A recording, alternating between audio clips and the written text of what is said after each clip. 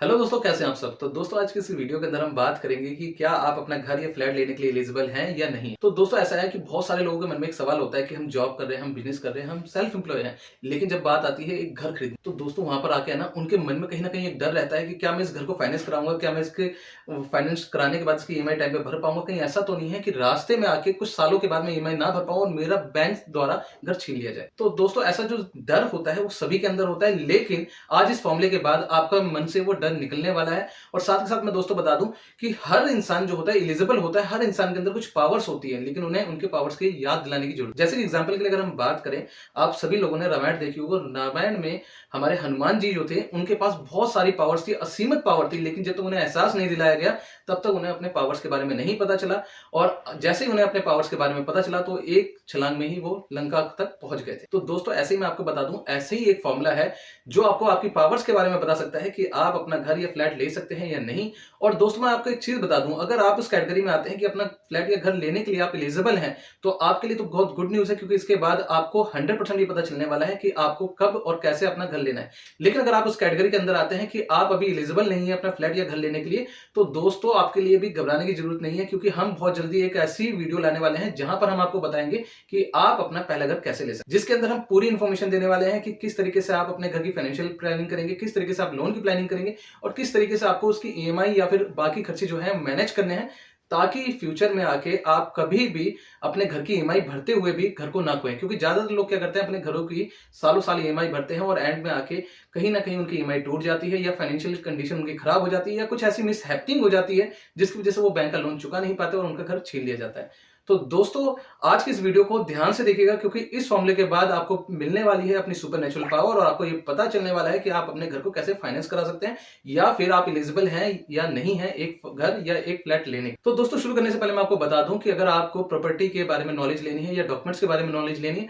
या फिर ये जानना है किस किस तरीके से जो है मार्केट में फ्रॉड हो रहे हैं, तो उनके ऊपर हमारे चैनल पे बहुत सारी वीडियोस आपको मिलने वाली है, तो आप वहां पर जाके वीडियोस को देख सकते हैं। साथ के साथ अगर आपको कोई वीडियो हेल्पफुल लगती है तो दोस्तों के साथ शेयर जरूर करें। तो चलिए दोस्तों शुरू करने से पहले मैं आपको अपना परिचय दे दूं। मेरा नाम सचिन राजपूत है और आप देख रहे हैं टेक्निकल सफारी। तो दोस्तों जैसा कि आप यहाँ पर देख पा रहे हैं कि बोर्ड पे यहाँ पर 4 बॉक्सेस बने हुए हैं और 4 बॉक्सेस के अंदर 4 नंबर लिखे हुए हैं और इन नंबरों का जो है अलग अलग महत्व होने वाला है। तो दोस्तों मैं आपको बता दूं, ये एक मैथमेटिक फॉर्मूला है। जैसे कि एग्जांपल के लिए मैं आपको पहले भी हनुमान जी की स्टोरी बता चुका हूं, लेकिन आपको साथ एक चीज और मैं बताऊंगा कि हमारे भारतवर्ष के अंदर जितने साइंटिस्ट हैं या जितनी भी आविष्कार होते हैं या पूरी दुनिया में जितने भी आविष्कार होते हैं, कहीं ना कहीं एक छोटा सा फॉर्मूला उनके बीच में होता ही होता है। और वो फॉर्मूला बनने के बाद या फिर वो फॉर्मूला मिलने के बाद वो आविष्कार जो है सक्सेसफुली जो है कंप्लीट हो जाते हैं। तो ऐसे ही घर लेने का भी एक फॉर्मूला है। हालांकि ये फॉर्मूला ज्यादातर लोगों को नहीं पता है, लेकिन अगर आप हमारे चैनल पे आ गए हैं और आप ये वीडियो देख रहे हैं तो आपको 100% ये फॉर्मूला मैं दूंगा ही दूंगा। तो चलिए दोस्तों यहाँ पर मैं आपको बता दूं, सबसे पहले आपको ये पहले बॉक्स में यहाँ पर एक नंबर दिख रहा होगा 5 नंबर। तो ये 5 नंबर क्या है? तो दोस्तों सबसे पहले क्या है ना, 5 नंबर से हमें ये समझना है कि जो हमारी एनुअल इनकम है, यानी कि जो हमारी सालाना इनकम है। कई बार ऐसा होता है कि हम लोग अपनी मंथली इनकम काउंट करते हैं। अब हम बात करते हैं कि अगर किसी की 50,000 महीने की इनकम है तो उसकी सालाना इनकम कितनी होगी, यानी कि इंटू कर देंगे हम 12, तो सालाना इनकम उसकी आ गई 6 लाख की। अगर 6 लाख की आपकी इनकम है तो आपको क्या करना है, अपनी सालाना इनकम की 5 गुना, यानी कि 6 इंटू 5 करीबन आता है आपका 30 लाख, यानी कि आप 30 लाख तक का जो है अपना फ्लैट या मकान जो है वो परचेज कर सकते हैं। जिससे क्या है कि आपको ये पता चलेगा कि भाई मैं अगर 5 गुना तक का फ्लैट या मकान अगर खरीदता हूं तो मैं उसकी जो भरपाई है वो कर सकता हूं, उसकी ईएमआई टाइम पे भर सकता हूं और भविष्य में मुझे ऐसी कोई दिक्कत नहीं होने वाली है कि मेरे को अपनी ईएमआई रोकनी पड़े या फिर मेरा घर छीन जाए। तो सबसे पहले क्या है कि आपको एक चीज यहां पर लगानी है कि आपकी जो सालाना इनकम है उससे 5 गुना तक की ही प्रॉपर्टी आपको खरीदनी है। कहीं ऐसा नहीं करना, क्योंकि लोग क्या होता है ना, अपने घर के भाव में आके कई बार ऐसा होता है प्रॉपर्टी तो देखने जाते हैं कोई और धीरे धीरे करते हैं उनका बजट बढ़ता चला जाता है। बजट बढ़ता इसलिए चला जाता है कि दोस्तों उनकी भावनाएं जुड़ी होती हैं अपने घर से, अपने पहले मकान से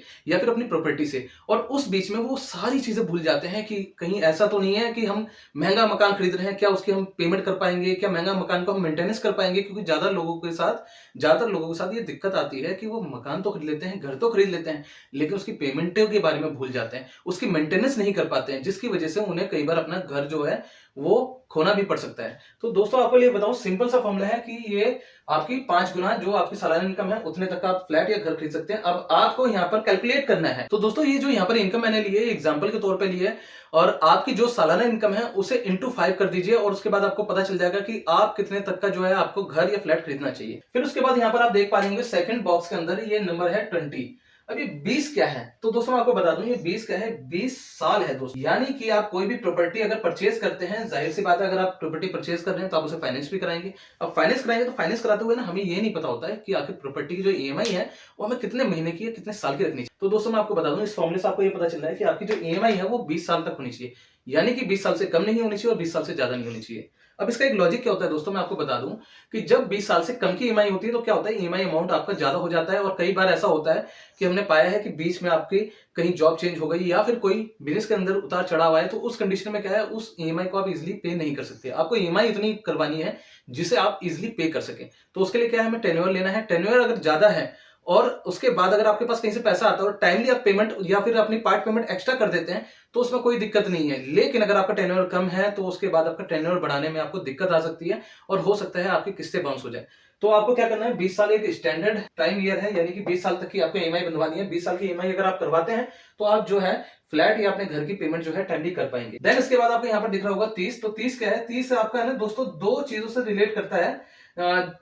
पहली चीज क्या है कि अगर आप अपना घर खरीद रहे हैं तो आपको 20 साल की ईएमआई जो बंधवानी है वो किस एज में बंधवानी है। तो दोस्तों मैं आपको बता दूं जो घर खरीदने की जो स्टैंडर्ड एज है या फिर सही एज है, अगर आप कोई प्राइवेट जॉब कर रहे हैं या फिर कहीं आप ऐसी जगह काम कर रहे हैं कि जहां पर आपके पास फुटकर पैसा आता है, यानी कि रेडी पटरी या फिर इस तरीके का कोई भी आप काम कर रहे हैं, तो वहां पर क्या है आपकी जो स्टैंडर्ड एज है वो करीबन 30 साल के आसपास की होती है जब आप एक घर फाइनेंस करा सकते हैं। क्योंकि इस एज में बैंक आपको इजिली जो है फाइनेंस कर देता है आपकी इनकम सोर्सेस को देख के, आपकी एज को देख के। जितनी जितनी आपकी एज बढ़ती चली जाएगी उतना मुश्किल होता रहेगा आपके लिए अपने फ्लैट या घर को फाइनेंस कराने में। तो दोस्तों इसके साथ में आपको बता दूं जो 30 है, मैंने तो आपको एग्जांपल के लिए बता दिया कि 30 साल आपकी एज होनी चाहिए। हो सकता है आप 35 की में भी कर सकते हो। अगर आपकी एज अच्छी है, आपकी इनकम अच्छी है तो आपको कोई फर्क नहीं पड़ता। हो सकता है ये 35 भी हो जाए, 40 भी हो जाए। लेकिन यहाँ पर जो 30 का मतलब है दोस्तों, 30 का मतलब जो है 30% से है। यानी कि आपकी जो ईएमआई है ना वो कितनी होनी चाहिए। ईएमआई आपके दोस्तों मैं आपको बता दूं कि जैसे मैंने अभी आपको पहले बताया कि सालाना इनकम की 5 गुना तक आप अपना फ्लैट या घर खरीद सकते हैं। तो ऐसे ही इसका फॉर्मूला है दोस्तों, आपकी जो भी मंथली इनकम है, यानी कि जो भी मंथली इनकम होगी उसका सिर्फ 30% तक ही आपको ईएमआई अमाउंट करवाना है। यानी कि अगर मान लीजिए मेरी 50,000 मंथली इनकम है तो मैं 50,000 की मंथली इनकम क्या करूंगा, इंटू 30 कर दूंगा, डिवाइडेड बाई 100, यानी कि 30% निकाल लिया। तो 30% निकालने के बाद हमारी जो मंथली इनकम 30% आ रहा है जो मंथली इनकम का, वो करीबन आता है 15,000। यानी कि अगर हम 15,000 की ईएमआई जो है अगर भरते हैं तो इजिली हम अपना फ्लैट जो है उसकी टाइमली ईएमआई भर सकते हैं। ऐसा इसलिए दोस्तों कि मैं आपको बता दूं ज्यादा लोगों के साथ दिक्कत क्या होती है ना कि वो है ना अपनी इनकम से कहीं ज्यादा की ईएमआई बनवा लेते हैं।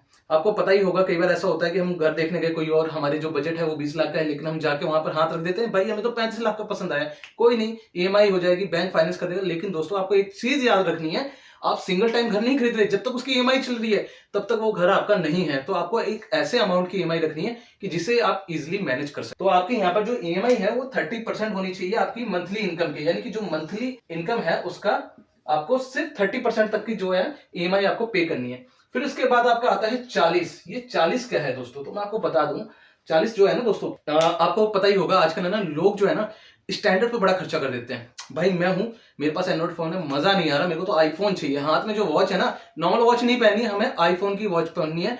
और इसके अलावा क्या है कि हमें अपना स्टैंडर्ड मेंटेन करने के लिए बाइक चाहिए, गाड़ी चाहिए, और ये सारी चीजें हम लेते हैं किस्तों पे, यानी कि बैंक से फाइनेंस कराते हैं। कई बार ऐसा देखा गया है भाई घर के छोटे छोटे सामान जो है फाइनेंस हो रहे हैं, एलईडी टीवी फाइनेंस हो रही है, फ्रिज फाइनेंस हो रहा है, वॉशिंग मशीन फाइनेंस हो रही है। और इस चीज में क्या होता है हमारी बहुत सारी ईएमआई बंधी होती है। तो दोस्तों यहाँ पर ये जो है ना ये 40 जो है ना, ये 40 आपकी टोटल ईएमआई है, 40 टोटल ईएमआई है। यानी कि अगर हम बात करें 30 तो आपकी क्या हो गई घर की है ईएमआई, और 40 क्या टोटल ईएमआई, यानी कि आपकी घर की ईएमआई, आपके अदर जो प्रोडक्ट जो आपने परचेज कर रखे हैं उनका टोटल जो है 40% से ज्यादा नहीं जाना चाहिए। यानी कि अगर मेरी मंथली इनकम जो है, मंथली इनकम अगर मेरी 50,000 है तो मुझे 50,000 की जो 40% है उससे ज्यादा की ईएमआई नहीं बननी है। अगर उससे ज्यादा की ईएमआई है तो मुझे अपने इनकम सोर्सेज बढ़ाने होंगे। क्योंकि दोस्तों अगर आप इससे ज्यादा करते हैं तो आपके पास बहुत सारे खर्चे होते हैं, आपके घर के खर्चे होते हैं, मेडिकल एक्सपेंसेस होते हैं, कोई छोटे मोटे खर्चे आते हैं, तो बहुत सारी चीजें हैं। तो जिससे आपकी ईएमआई जो है वो कभी मिस नहीं करनी चाहिए, कभी आपकी ईएमआई जो है वो डिस्टर्ब नहीं होनी चाहिए।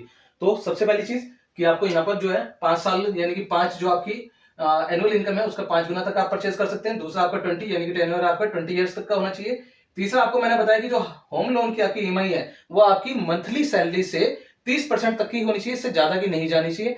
और इसके अलावा मैंने आपको बताया 40, यानी कि अगर आपकी जो होम लोन और बाकी ईएमआई है वो सबका टोटल आपकी मंथली इनकम की 40% से ज्यादा नहीं जाना चाहिए। अगर आप इस फॉर्मूले के अंदर फिट करते हैं या फिर आपका फॉर्मूला आपका फिट हो रहा है ये, और इतने तक की आपको प्रॉपर्टी मिल पा रही है, तो बेशक आप इजिली इस प्रॉपर्टी को परचेज कर सकते हैं। साथ ही साथ मैं दोस्तों आपको बता दूं कि कई बार ऐसा देखा गया है कि जब प्रॉपर्टी परचेज करने जाते हैं ना, तो वहां पर प्रॉपर्टी के लिए सारा कैश देना होता है। तो दोस्तों ऐसी चीजों से बचें, क्योंकि जहां पर आपको प्रॉपर्टी में पूरा कैश देना पड़ रहा है, तो हो सकता है कि वो उस जमीन के अंदर कुछ ना कुछ प्रॉब्लम हो या कुछ ना कुछ लफड़ा हो, और इन फ्यूचर आपको इनकम टैक्स का जो है नोटिस भी आ सकता है। और साथ ही साथ ऐसी जो प्रॉपर्टी होती है वो फाइनेंस नहीं होती है। फाइनेंस प्रॉपर्टी के लिए आपको किस तरीके से डॉक्यूमेंट्स की तैयारी करनी है, फाइनेंस के लिए कौन कौन से डॉक्यूमेंट्स चाहिए, ये सारी डिटेल जो है हमने एक वीडियो के अंदर बना रखी है। जैसा आप यहाँ पर आई बटन पे देख पा रहे होंगे, इस वीडियो के अंदर आपको सारी डिटेल मिलने वाली है कि किस तरीके से आप किसी फ्लैट को फाइनेंस करा सकते हैं और कौन कौन से डॉक्यूमेंट्स की आपको रिक्वायरमेंट होने वाली है। तो दोस्तों ये था फॉर्मूला जिससे आप जान सकते हैं कि आप अपना फ्लैट या फिर अपना घर लेने के लिए एलिजिबल है या नहीं। और दोस्तों अगर आप इस कैटेगरी के अंदर बिलोंग करते हैं कि आप एलिजिबल हैं घर लेने के लिए, तो आप हमें कमेंट बॉक्स में कमेंट जरूर करें। और साथ के साथ